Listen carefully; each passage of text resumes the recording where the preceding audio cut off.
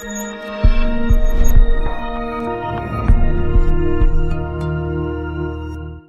this tutorial, we're going to cover how to make a Next.js CRUD. Now, if you don't know what a CRUD application is, it simply stands for create, read, update, and delete. So very similar to the to-do app we created for React, this is a similar one for Next.js, but instead of to-dos, we're going to call them tasks, but it's essentially the same thing. And the idea behind it is that we learn how to be able to do all the basic functions that you need to do in a new technology, a new front-end library or framework like React or Next.js, and makes you able to do these very basic operations, which you'll probably most likely need to do for a job or a project or something like that. So these are the 4 basic operations that can be performed on data in a database or other storage systems. Therefore, you're going to need to know how to do that, especially when you're working on the data layer on the front end from information that's coming in from a backend system. So with that aside, let's get building our Next.js CRUD application. So let's open Visual Studio Code as we normally do, and let's open up the terminal. And in here, we're going to go to the folder in which we want to create our project. So I'm just going to go CD over to that now. So mine is in Sites, Frontend Now, Projects, and Tutorials. And as I'm here now, I'm going to create a Next.js project, as we do, with Create Next App.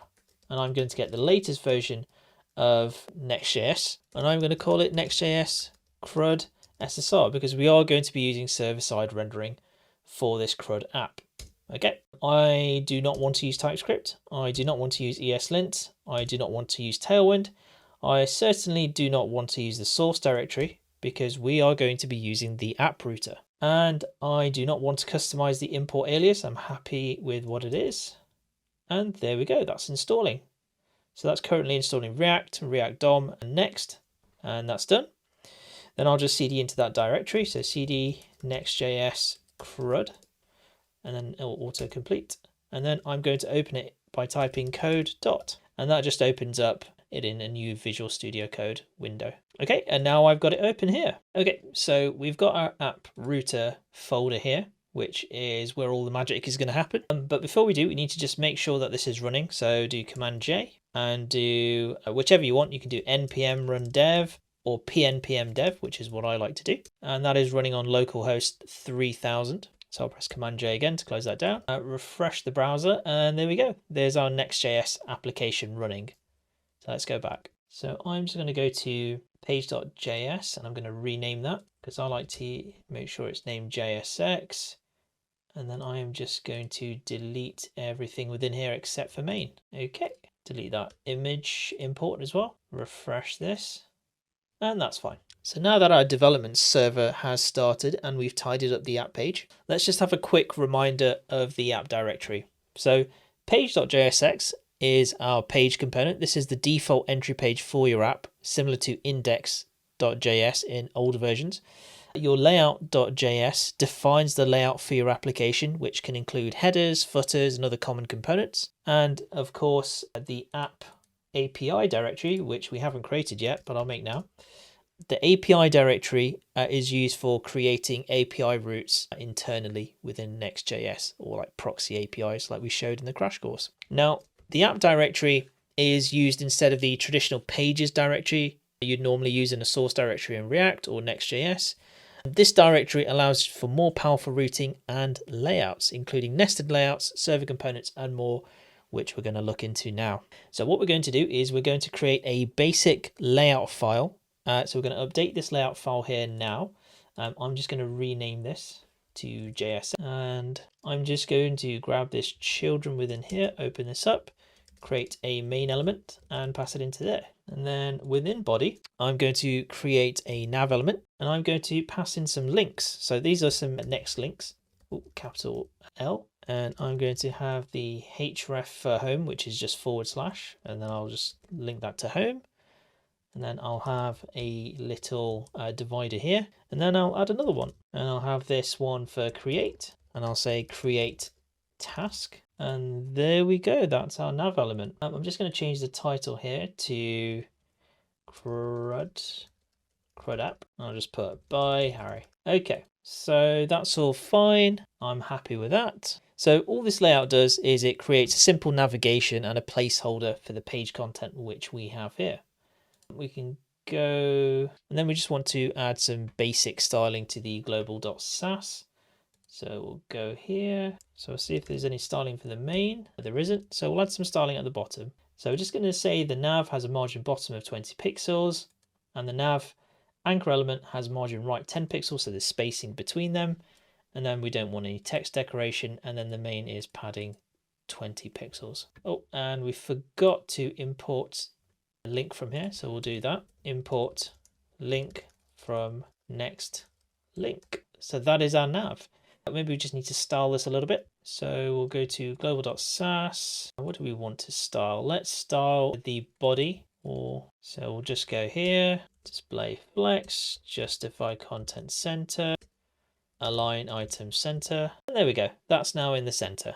I'm happy with that. Now currently if we create, I can see there's a little padding off here, so we'll just go sort that out. So we'll just put, so instead of margin right, we'll just do margin both sides. And then what we'll say is nav a first of type. So we use a pseudo selector and we'll say margin left 0. Okay. And that just means that this one doesn't have margin left for no reason because it's the first element, doesn't need it. And that's spaced a lot better now. Okay. So as we said, if we click create task, this appears as a 404. What we'll do actually is just change the styling. So this is flex direction column. Where's body? We'll put flex direction column. Okay. What's going on here? So there's 100 view height on this 404 error. Well, that's annoying. I guess we'll add a little padding here. 2 rem. Maybe just double that. Let's do 5. Okie dokie. That's a little better. Right. So if we go to create task, it's a 404, which isn't great. So let's create that page now. So we'll go new file and we'll type in create to make the folder and we'll do page.jsx and that creates the create page. So let's start making that file now. So we'll do const create task as the component. We'll open this up and we'll pass some state. So we want const title set title equals use state. And we want that to have default parameters of just an empty string. And we just need to make sure we import that. So import use state from React. Do a return here as well. And we'll just do a div for now. And h1 create task. And then we'll add the router since we're going to need to move things around the routes as we create this. We just need to make sure we import the use router hook as well from Next navigation, which is its own router for Next. Okay, let's export this default so we can use this elsewhere. And let's carry on with the HTML. Let's make the form. So form, oops, action. We don't want action. We want on submit, and then we'll pass a handle submit. We'll pass a event handler called handle submit, and we'll create that in a moment. But let's just create the input for now. Type text is fine. Value equals title, which is this state up here. And then on change, we'll pass the event and we'll set the title to event. Oops. Set title to event.target value, which is basically the value of the input. And that should be fine. And then the placeholder value, which we'll set to task title. And then finally, what we want is just a button. We'll have type submit, and within here, we'll just have the text of create. Excellent. Right, so that is our create task function created. Let's go have a look. You're importing a component that needs use state. It only works in a client component. So very interestingly, because we're using the app router, every component by default is doing server-side rendering. So when you're using a component that is using, for example, use state or any of these normal hooks, that is really reserved for client components in Next.js. So the way to go around that is just at the very top, you need to make sure that you pass in use client at the top. And that denotes to the Next.js compiler and to Next.js itself that this is a client component. And then if I go back, it's working again, but it's just telling me that I haven't got the handle submit here. So I'll just pass in a blank one for now. Okay. Just put console.log handle. Okay. And there we go.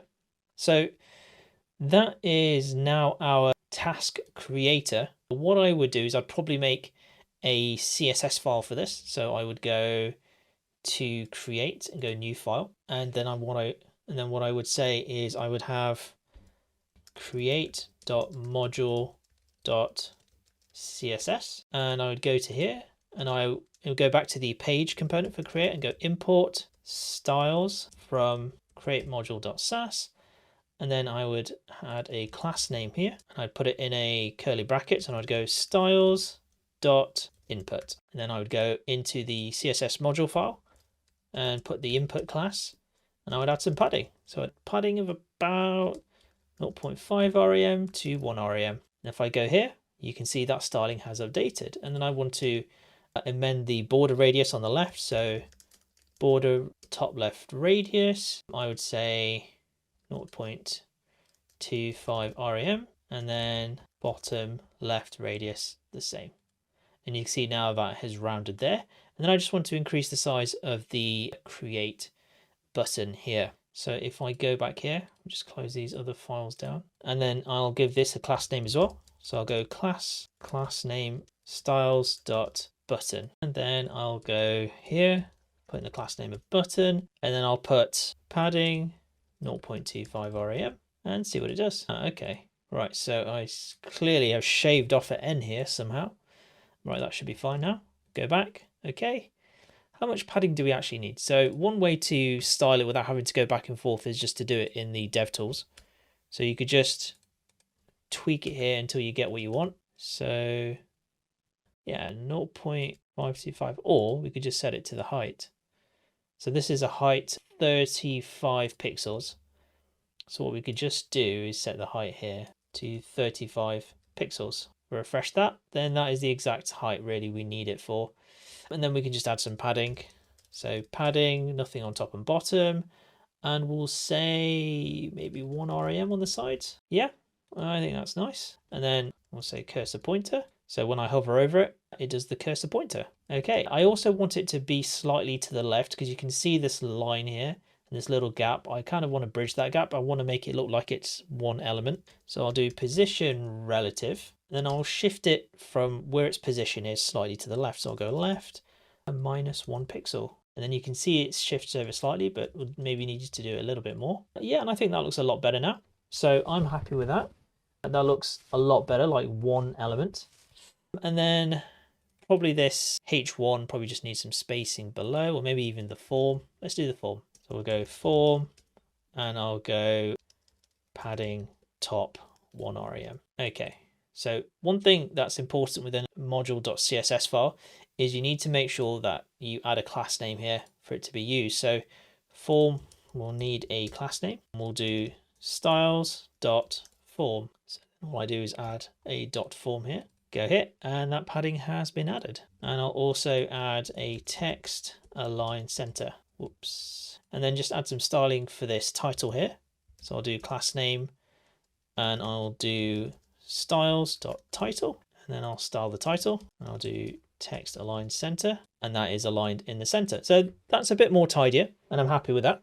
We do need to add some logic to this now because it's just currently UI. So let's go ahead and do that now. So we've got our handle submit function here, or our event handler. We're actually going to add some logic to this now. So it's actually going to be an async function, and we're going to pass an event into here. And what we're going to do is, because it's a form, and when you click submit, it's going to try and refresh the page.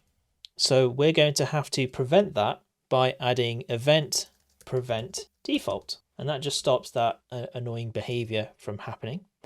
And then we need to check if it isn't the title, we just return at this point and we don't go any further. But if it is the correct title, then we're going to go on to do a event handler here. We're going to go on and handle the response here. So we're going to go fetch the response. So I'm going to go to API/tasks, method post, and write the headers with an object of content type application/JSON. Then we'll pass in a body of JSON and we'll stringify the title of the task. Okay, and then we'll close that off. So that's our response. And then we're going to check the response. So if response is okay, then we're going to push us back to the home page. Else, we'll throw up an alert that says fail to create task. So yeah, if the response is okay, it's going to push us back to the main page. And if not, it's going to throw up an alert.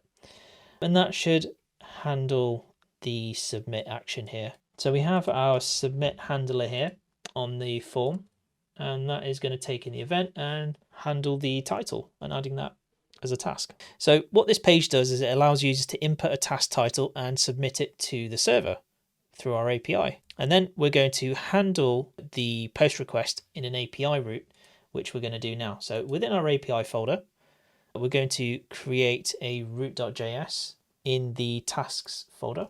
So we'll create a task folder, then a root.js, and then in here, we're going to pass a tasks array, and we'll make it an empty array for now. And then we're going to export a post function. And in here, we're going to have a parameter of request, and we're going to have const title, going to deconstruct it and request.json. And then we're going to have a new variable, new task as a const, and it will be an object which contains ID date.now, which is basically the date from your computer, date. And then we're going to make it a string using the toString method. Then we're going to pass the title as well. And then we're going to push this to the new array. So tasks is currently empty, but we're going to push the new task there with the timestamp of the current date, which will be the ID. And then we're just going to return a new response, and we're going to stringify it, and we'll pass in the parameter of new task, and we'll make sure it's a status of 201 with the headers of just the content type. Make sure it's application JSON. Okay, and just close that off. And then we'll have another async function get here, and that's basically returning the tasks, and that's just returning the tasks. So checking for a status 200, and it's just stringifying the response and bringing back the tasks, and it's going to be a header of content type application JSON as before. So pretty standard. So we're going to have these two, post and get, and what this API route is going to do is it's going to handle creating a new task and fetching all the other tasks. Okay, and then we're just going to display the list of tasks or read it. And we're going to do that by going to the home page, which is this one here. And we are going to amend this to go get everything. So we're going to change this to a div because we're already passing a main through the layout. We don't need to add another one. And down here, we're going to add a h1 task list, now unlisted order. And then we're going to pass in tasks here and map it out. And then we're going to pass in our logic here and map it out. So imagine if we have the tasks array, they're going to map it out. So task in there, and then we're going to pass a list item, give it a key of task.id and task.title as the actual content of the list item. Let's go grab the tasks. So first we need to go get information from our local API, the one that we just created. So we'll do constant response equals, let's spell it correctly first, response, await fetch, and we'll say from localhost, we'll say 3000 API / tasks and cache, no store. We just need to make sure we add an async modifier to the home function as well, because we're using await here. Okay, that's done. Just below, then we need to create our tasks function, which we're going to be mapping. And this is basically getting the data from this fetch and the response. And then we're just going to turn it to JSON. Okay, that should be fine. Let's go take a look. Refresh that, click the home page here. Got our task list, but we haven't actually created any task. So let's go back here. Just to clarify, this page now goes to fetch and display tasks using server-side rendering. And this page fetches the tasks from the server on each request using server-side rendering and displays them here within this little map here. Now what we need to do is just test to see if the adding or creating task functionality works. So let's go to create task and let's go to say first task and click create and refresh that. Now nothing is currently showing. Let's check the console. So let's just double check that that is there. So let's go to API/tasks. And yeah, that is there. That's certainly been added. That's been added with the timestamp and the first task is there. So let's go back. So what we really need to do is find out why that isn't showing here. I'll open up the API task here. So API task, so we can keep checking on it. We can see that it's empty currently. So we'll go create a task. I will put test, create, go to home, go to here, refresh. We can see that that is there, but we're just not getting that through here. Okay, so we can see that we're getting back the first task, but we've just got a little styling issue here. We can see that page main has got a min height of 100 view height. So let's go sort that out now. Let's go search for 100 view height. And we can see in page.module, we've got that there. So let's delete that and refresh. But let's go create a task first to be able to go see that. So we'll say first task and refresh it. And there we go. That is our first task. So we can see that we are able to actually add tasks, which is great. So let's keep adding. We'll go second task, create and refresh. And we've got that there. So obviously we've got a slight issue where it's not quite refreshing the UI as we want. So we can amend that ourselves. So all we do here is instead of push, we'll do replace, and that should reload the page for us. So if we go back here and click create task, and we'll go hello world, that should refresh it for us. We'll create another task, do task 3, scratch all that. Okay, so what we want to do is just sort this out so that when we create a task that it just reloads. So we'll go to the code here. Instead of router.push, we'll also add window location reload, which just means we also push the route and we also reload the page as well. Now, generally you don't want to use this if necessary, but it is a good way of just completely refreshing the UI to make sure it has all the data that it needs. So if we go to here and we go to new task, please refresh and press create, it now reloads the whole page. And if I go to the home page, it's got a new task there, and I'll add another task. So it's currently doing the reload and not the pushing of the page. So we'll do the reload first and then get us to push to this page. So we'll do task 5. So yeah, that's kind of like not really working for us. So route to push. So create task, hello, hello. And that takes us to the task list, but it doesn't update the actual task component itself. So if we go to this page here, we're actually not checking to see if this is updated. So what we can do is we can create a new component, and we'll go outside this folder and we'll create a components folder. And within here, we'll create our tasks component. So we'll do tasks.js and we'll just grab this and go const tasks equals, and then we'll return these tasks here. And then down here, we'll go export default tasks. So we can export this, and then we'll import tasks from components and tasks.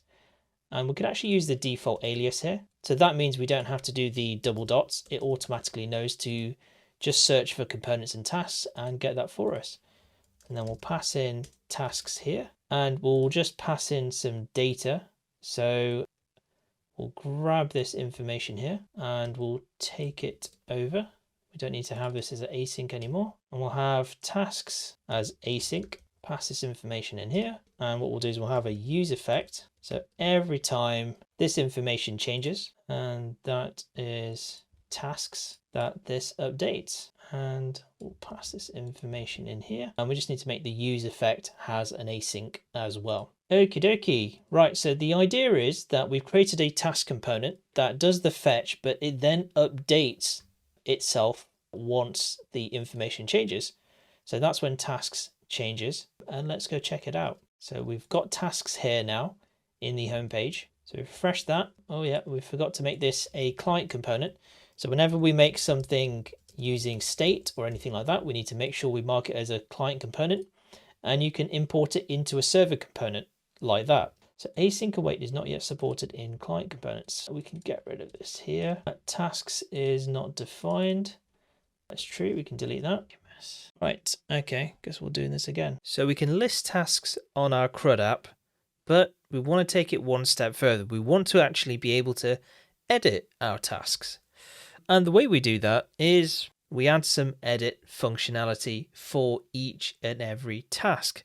But to do so, we need to create some kind of editing state, a new route for these tasks that are individual to each and every single one of them. And we already have the ID for them, which we saw in the API, but we need to be able to create a page for them. We need to be able to create a separate link for them so that we can go and edit them in this editing state. And I'll show you what I mean by writing some code now that shows you how to do that.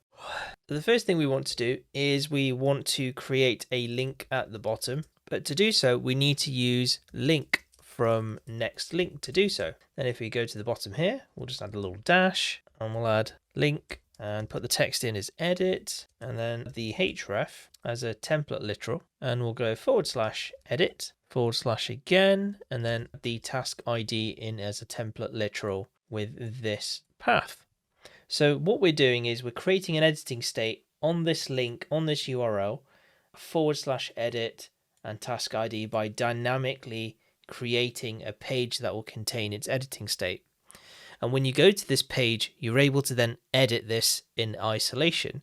Now there's multiple ways you can do it, but generally when you're editing something like this inline, so for example, if you're editing a comment section or you're editing something on a page that a user can add content to, you need to create an editing state. So that's what we're doing here, and you can do it in multiple ways, but I think that's all the markup for this page added. So let's go back to the home page. So let's go back here, let's create a task. We'll just put anything in for now. If we refresh that, we should see the edit state. Brilliant. Now what we want to do is actually create an edit page for this. If you click edit, it actually 404s, because right now this URL edit with the task ID doesn't actually exist. We haven't created a page component for this dynamic page URL. So let's go back to VS Code and add this in Next.js. So within the app folder, we are going to create a new folder. Currently we've got create and API, but we're going to add one more. So we'll call it edit. And then within edit, we're going to add a new folder, and it'll be a dynamic folder with the ID tag in square brackets. And then we'll create a new page called page.jsx. And this particular page is actually going to be a client component because we're using a lot of state and use effects and hooks and things like that. Now you could put this into its own component if you want, similar to how we did with the tasks list, and that would be fine as well. It's totally up to you how you want to do it. So let's add this now, and then we'll decide whether we want to take it out or not. So import use state, use effect from React. Make sure we import those because we will need those. Then we'll get the use router from next navigation. And then we'll create a function called edit task with a params prop. And then once we've created that function, we'll just add some state. So const title set title equals use state, and then add const router, which will be using the use router hook. And then we're just going to destructure the params prop to get the ID. And then down here, we're going to create a use effect, and this will essentially control our side effects in this page component. We'll come back to that in a moment. I also want to create a empty submit handler. So async, we'll pass in an event, and then we'll just say nothing for now. And this is just a standard JavaScript pattern. If you don't want any operation, just pass in a comment that says no op or no operation. And then we want to return some HTML. So let's add our HTML here. So we want to create a div, h1 of edit task, and then create a form. And this is where all our content is essentially going to go. On submit, we want to pass handle submit. And then we're going to have our input. Value equals the state of title. On change will be event. We'll just do an inline arrow function. And we're going to set the title here, event.target.value. So that's grabbing the value of the input. And then we're just going to add a button and we'll just have it say update. So this will be on the edit page itself for each individual task that we're editing. So this is essentially the editing state. Okay, so that is the core of it. I just need to obviously make sure we export default edit task, and I'll call it edit task page because that is what it is. And then we're going to create a use effect. So in here, we're going to create a function called fetch task, and we'll do async. And then within here, we're going to grab the response from the fetch command, and we'll use template literals, and we'll go to API tasks, and we'll pass in ID to go do the fetch. If it gets back a healthy response on an OK, sorry, if it doesn't get back a healthy response, we're going to console log an error or console.error, and we'll just say fail to fetch task. So we'll give it a custom error message, and then we'll just return. And we'll say, well, we don't want to do anything else. And then below that, we're going to say if it passes, by default, this is what we want to do. And then we just want to set the title to data.title. Then we just want to make sure we run fetch task and initialize it on a use effect. And we just want to make sure that we update the UI if the ID changes on the page. And then in the submit handler, we want to prevent default because it is a form. We don't want it to refresh when we click on it unnecessarily. And then we're going to get the response equals await fetch tasks as a template literal. We'll pass in the ID. We'll do a comma, open up this method, and we'll pass in this object, and we'll pass in a put method with the header content type application JSON in an object. And the body of this payload will be json.stringify with the title in an object. So that's all we're passing in here. And we'll just close this line off. Then underneath, we're going to do a check. So if the response is okay, what we're going to do is we're going to push us back to the homepage if it edits successfully. So it's just going to take us back to where we want to. If this task app evolves, you can send them to somewhere else. So if you've got a task page, it will go there. Otherwise, we're just going to have an alert to say it failed. So we're going to say fail to update task. And obviously you can change this to whatever. You can have this to add some error validation. So change the error that appears underneath the task or form in text form. And you don't need to do an alert. Okay, I think that is everything for the edit task page. We just need to do one thing. So because we want to share the initial data, so we want to create a separate module to hold the tasks array, ensuring that both of the root and ID roots access the same data or the initial data. Otherwise, checking data between the server and the client is going to be confusing for Next.js. So we just need to have like one source of truth for Next.js. And we'll do that by going into app API tasks and then creating a new file called data.js. And essentially what you're mimicking here is you calling an endpoint for data. So we're just going to say export const tasks data equals array. And then anywhere where we're using tasks, so somewhere like here or in the tasks list. So for example, so we'll import task data from API task data, and then we'll pass it in the task list. Okay, we just need to create one new API route. So within here, we go to API tasks, and we'll create a new folder called ID. And then within there, we'll create a root.js. And we'll import task data tasks from data. And then we'll export async function get with the request parameter. I'll have to spell it correctly first. And then pass in an object of params. Open this up and add a task variable. So we go task.find. Oops, there we go. Task.id. And we double check the type and value that they are the same. So the params ID and the task ID. And if they are the same, and if that's true, we'll return a new response and we'll stringify the task to make it usable. And we'll return a 200 status with a header just saying it's JSON. And then if we get a 404 error and it can't match up the task ID and the params ID, then we're going to return a 404 response. So we do return new response, JSON.stringify, and then an object as a message that says task not found with the status of 404 and the same JSON header as an object. Okay, and then we're going to create a new function, which is actually a put function.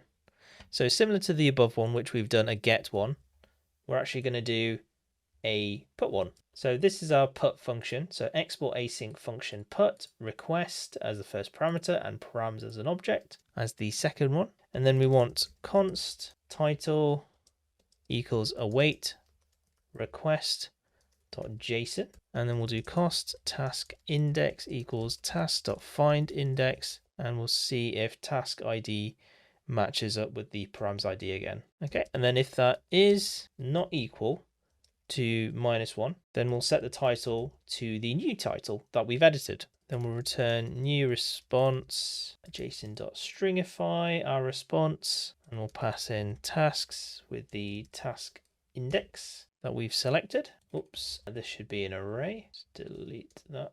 There we go. And then within this response, we're just returning a status 200 again with the header of it being application /JSON. And again, if it 404s, we're just going to say task not found in a return of a new response, JSON stringify, status 404, and the header is application JSON. And then we're going to create our, okay, brilliant, that's all done. We have our const task data here. So let's go take a look. So now we can see that this has been edited.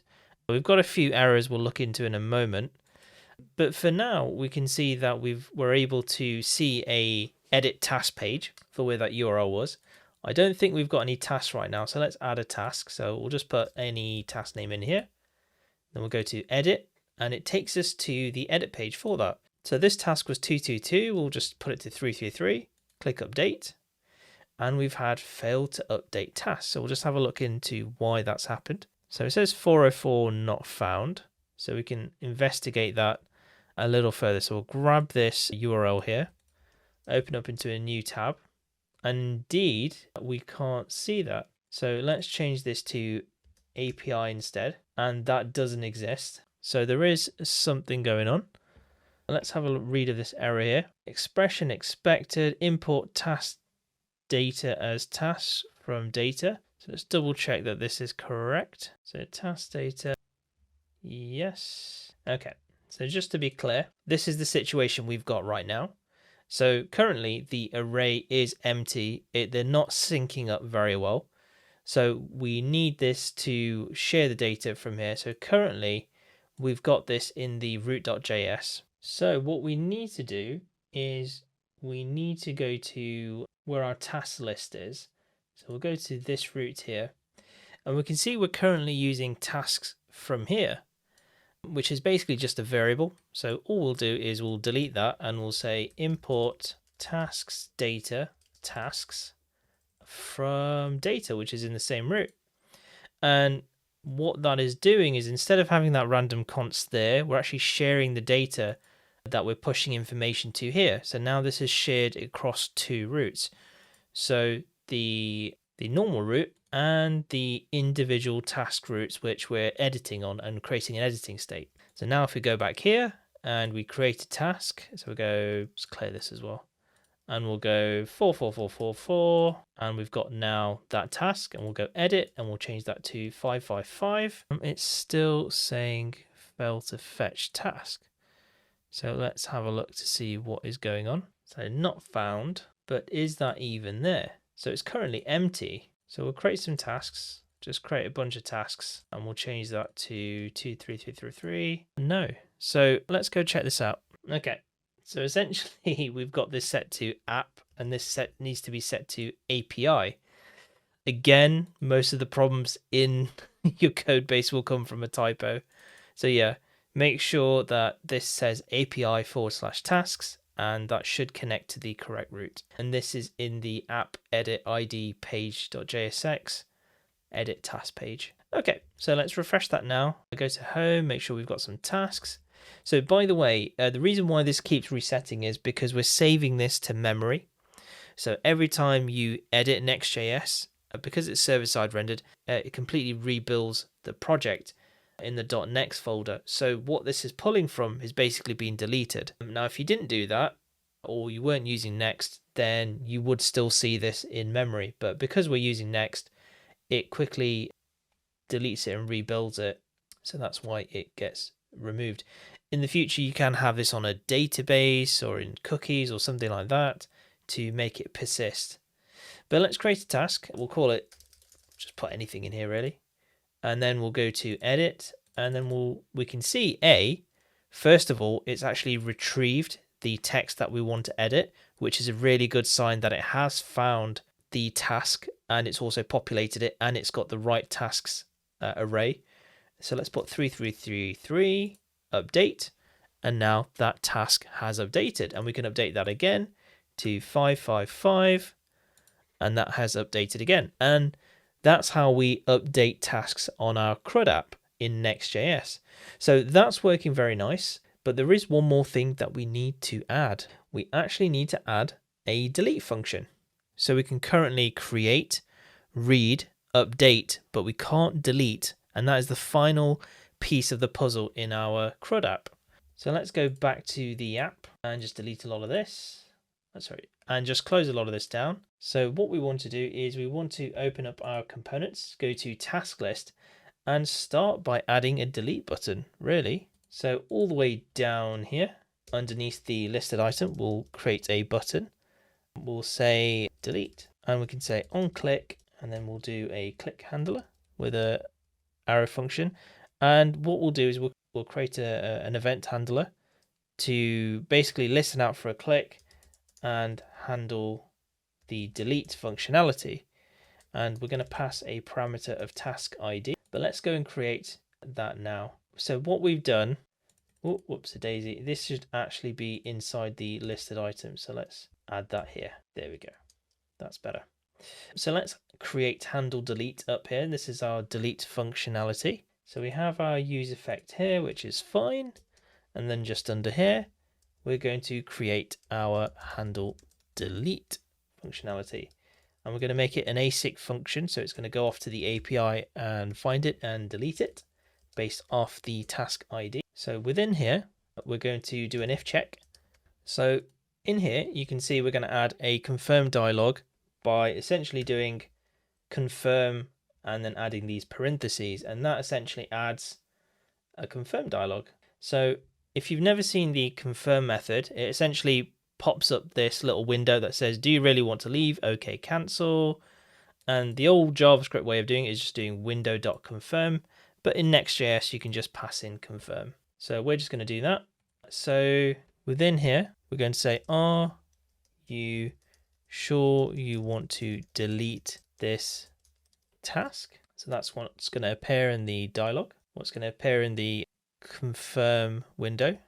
And then if they click no, it's just going to return and do nothing. But by default, what we want to do is if they click yes to delete this task, we're going to do the following. So we're going to grab the response first from API tasks in a template literal task ID, and then we're going to pass the method of delete. Very self-explanatory. And then we're going to pass the content type of application JSON. We'll just close that off. And we're saying if the response is okay, and I'll just put remove the deleted task from the state, just to make it clear what we're doing.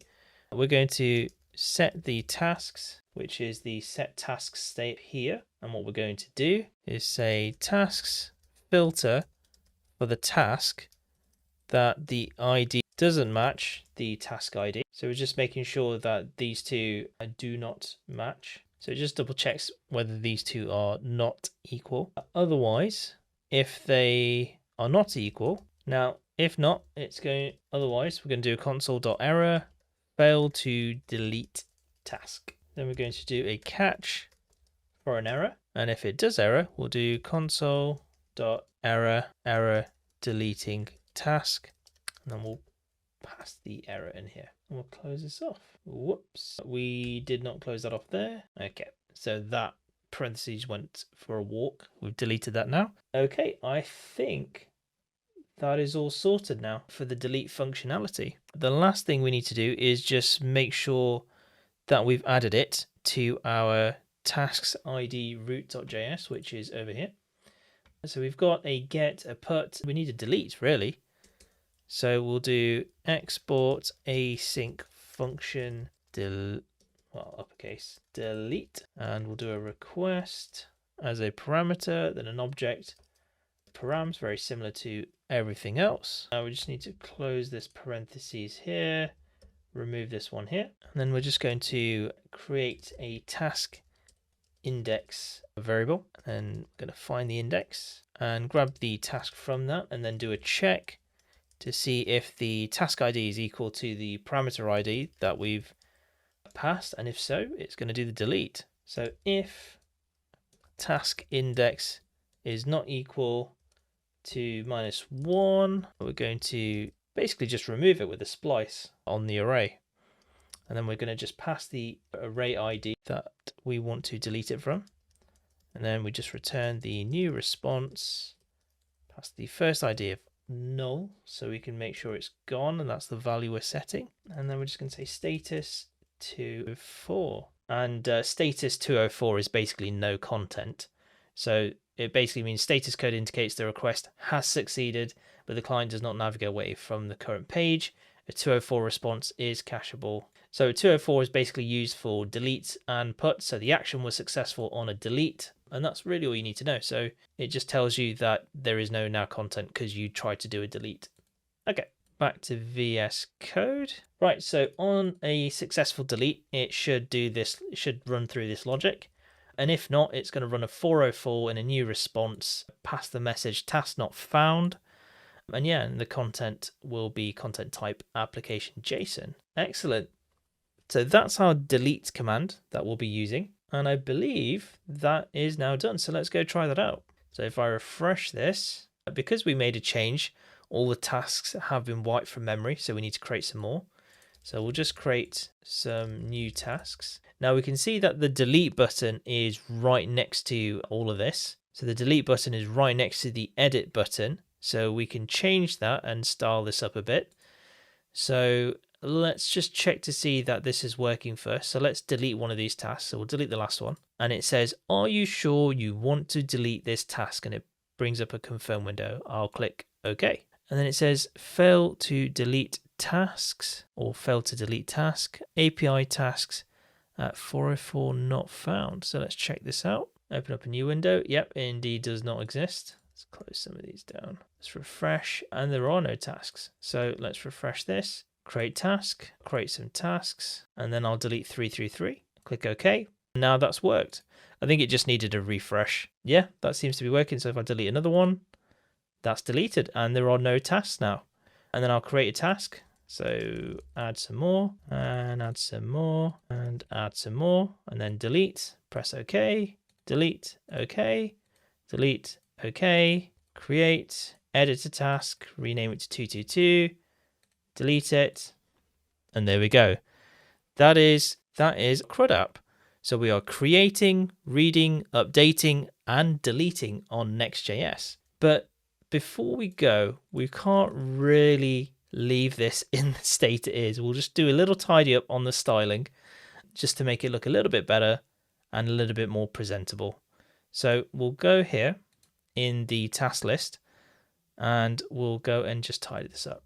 So within task list, we have a button here and it's the delete button. So we'll add a class name and we'll pass styles.delete button. Okay, and then within here, we'll add a class name for this as well, for the link, and we'll pass styles.edit. Edit button. So let's go style that out now. So let's go to page.modules right at the bottom and go delete button, edit button. So we want these to have some similar styles. And if we were using Sass, we could create a mix-in or some kind of base style with BEM so that we could add that here. But for now, we'll just change the background color. So the background color will be red and the background color here will be blue. That's the most purple blue I've ever seen. We'll choose light blue and we'll say color black for the text. We'll say color white for the text here. And we'll add a little bit of padding. So padding 1 rem, or actually let's just choose the same height, which I think is 35 pixels as everything else. So let's just do height 35 pixels. Okay, then we go ahead and refresh this. Oh, obviously because we've made a change, it's deleted it. So edit is not quite being styled yet. So edit button. So something is overriding that. So I think what we'll do here is we'll just add inline flex to change the styling on this. So display inline flex. We'll say margin 0. And obviously because we've made changes, it's wiped it out. So create task. Okay, let's see what's going on. I think maybe what we need to do is just style this listed item. So let's do that now. So listed item. So we'll go to task list. Doesn't have a class name, so let's add one now. Class name styles.list item, or we'll just set it to task, which makes more sense really semantically.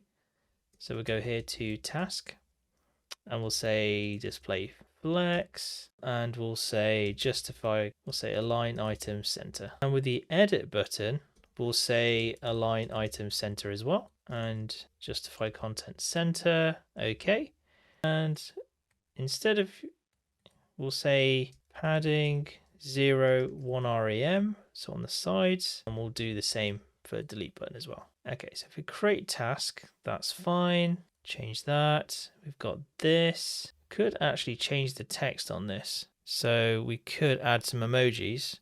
So if we go to edit and we put in Control Command Shift, and then we'll change this to a spanner, and then we'll change delete to a bin, and then we should just have these logos essentially to edit this. I'll put edit before that and delete before that. So now they have some icons. But we just need to add cursor pointer as well to these. So cursor pointer, so when you hover over them, oh, it's the delete button we actually need to add it to. There we go. And then we'll probably just add some hover effect. Okay. So we can change the button to change the color to whatever we want really. Oops. We need to change this to background color obviously. We'll just maybe change it to, we'll put it to red and then we'll change this to a darker red. And then we'll add the same hover for edit button. And we can do this because we're using CSS modules. We can actually nest here, which is great. Edit button is currently set to a light blue. Let's change this to more light blue here. We'll set the color to white. Copy this color, put it down here, make this slightly darker. So this is just when you hover over it, you get this little hover effect. And we just need to make sure they both have border radius of 0.5 rem. So that's 8 pixels. Okay, so now they've got these nice rounded buttons and then probably just a little spacing between them. So we'll just say gap 1 rem. That's a little bit, maybe a little too much. So let's reduce that to 8 pixels instead of 16. Okay, and that is a lot better. Obviously you can change these to whatever colors you want. These font sizes are completely different as well. Let's standardize the font size. So I'll say font size 2 rem. Might be too big, but we'll see. It is too big. Change it to 1.5. We'll just add flex to this as well. Make sure it's centerized and create a task. Yeah, it's not too bad. Maybe just reduce the font size on these a little bit. So we'll do 1.25 rem, and we'll just go down to 1. Do 16 pixels is fine. Yep, much better. I like that a lot. So edit and delete. So edit, add some text, and then probably just style this page up a little bit. So we'll go to edit task here and edit this page. I could probably just use some inline styling here, just some quickly. So we'll do text align, and then in the string, we'll just put center. Obviously have a space around there. So if we go and check this out, that is now centerized. And we'll just say margin bottom 1 rem. Whoops. put it in a string, 1 rem. Ooh, put a space, put 16 pixels, refresh that. Yep, that's fine. And then we just want to increase the size of this. So input, so we'll set the height to this to 35 pixels. Yep, that's fine. And then the button will do the same as well. Okay, brilliant. And then we'll just add a little padding, a 0 on the top and bottom, 1 rem on the sides. Make that a string, refresh that. Okay, then we'll just add a little background color. Say background green. Okay, just something really simple, nothing too complicated. Obviously, if you want to style this more, you can use CSS modules for this, but I think you just wanted a basic set of styling for this. So let's go through the process now and add a task. So hello world, create that task. That task has now been created. We'll create another one. A goodbye world, create that. We can see that the buttons actually may be quite big, so we might want to reduce the padding on this a bit on the top and bottom, but I'll leave that up to you. And essentially we can now edit this. 1, 2, 3, that updates. We can even delete this, and that works as well. So that essentially completes the CRUD functionality, creating, reading, updating, and deleting tasks using server-side rendering and client-side components as well. So well done if you've been building as we went along, and if not, you now know what you need to do to build a simple CRUD app using Next.js. Now, with the new app router and server-side rendering, this will cover all the core concepts of API routes, page navigation, and state management in this one application if you build it. And if you do build this, what I would say from what I've shown you is the next steps would be to make sure that you extend the app by connecting it to a database and connect it to something like Firebase, which I've shown you how to do in the past already when we were doing React stuff.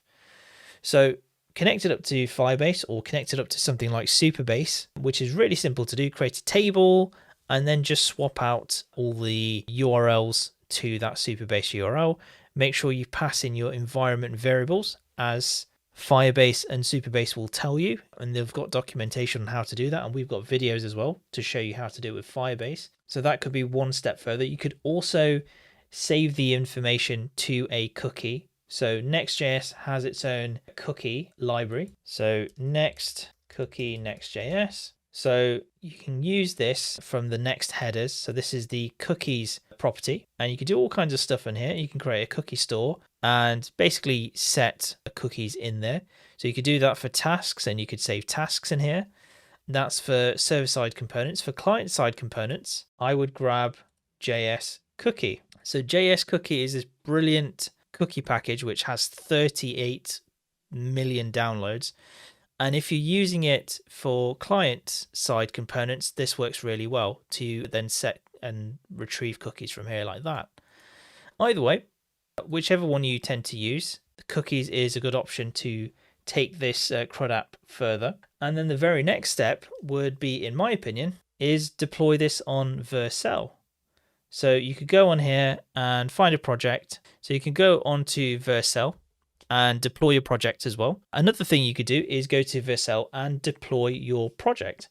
So you could actually have your CRUD app on a page, obviously tidy this up, style it up, add some cards behind it or something like that. Maybe even introduce a component library of some kind. It's totally up to you. There's a lot you could do with this app. So the other thing you could do is take your CRUD app and actually deploy it to Vercel. It's super easy. Save it to GitHub. So push it up to GitHub, create a repo there. And once you've done that, you can essentially log into Vercel. It'll be all automatically connected to your GitHub. Find that project and then just deploy it. Because it's Next.js, Vercel is very, very clever at basically finding out all the settings you need and deploying that up for you.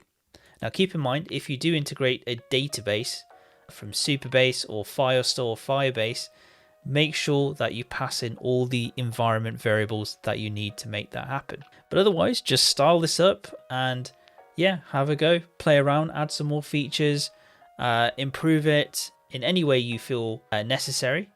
And that will be your first application that you would have created on Next.js. And that is the CRUD app tutorial for Next.js.